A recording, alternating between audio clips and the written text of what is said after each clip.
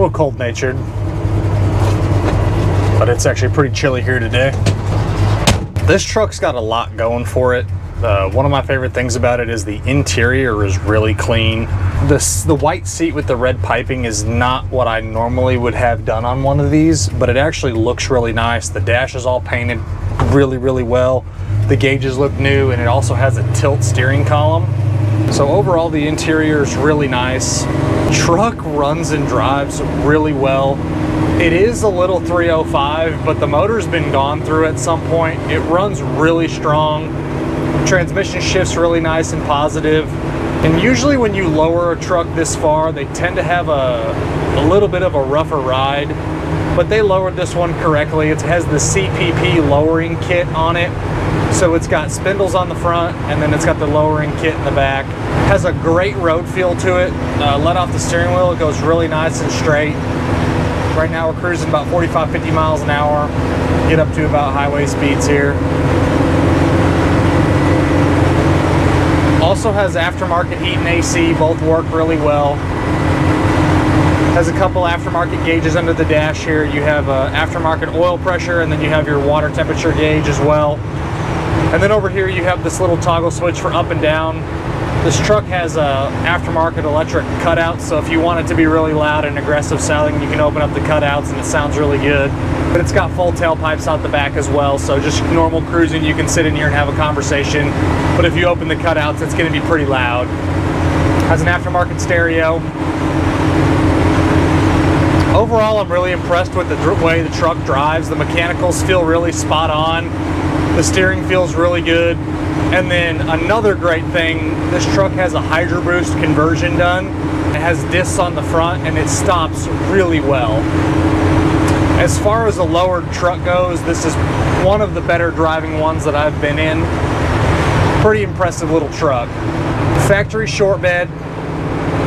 Nothing's been cut, nothing's shortened. It is a real short bed truck. Unsure exactly when the cosmetics were done on this pickup. The paint looks really nice, has a great shine to it. They did a good job on the bodywork on both the sides. The only real flaws I can nitpick are the hood and the cowl have a little bit of solvent pop. Outside you don't really see it. Inside my showroom underneath the fluorescent lights you can see it a little bit.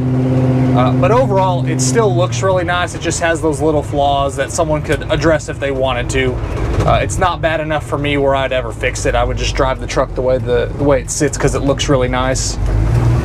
Underneath is very solid. The only metalwork I found, which is pretty common on a lot of these trucks, is the braces between the inner rockers and then the cab and the floor.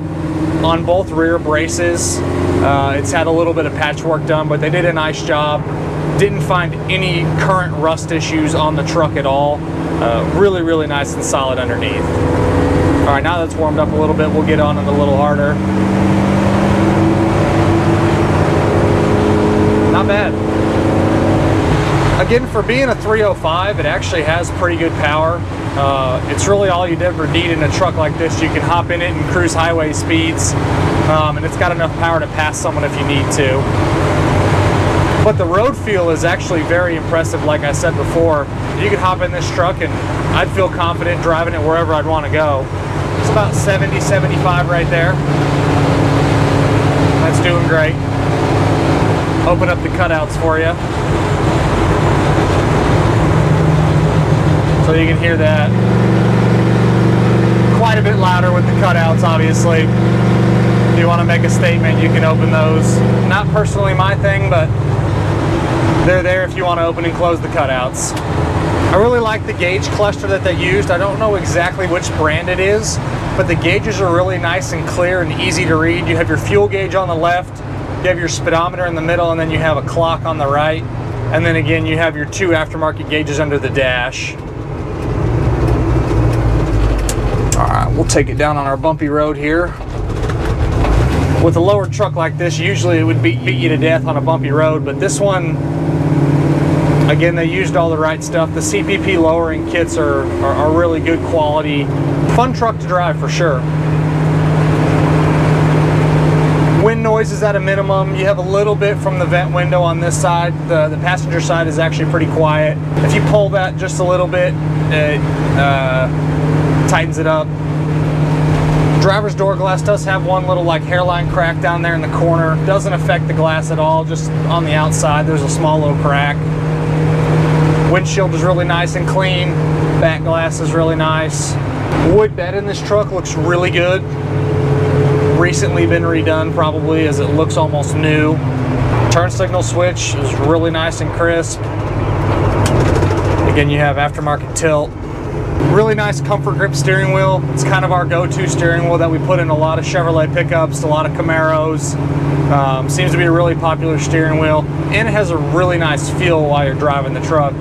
I personally don't like those super fat steering wheels that you have to like rest your hand on. This one has a really nice, comfortable driving position.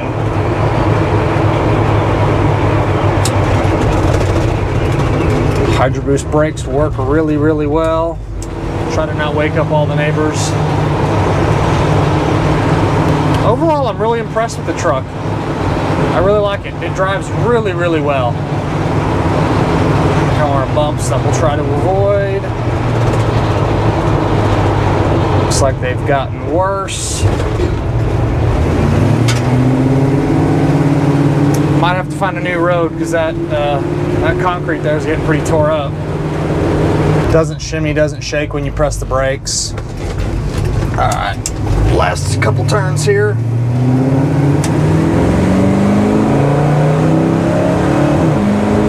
Nice positive shifts.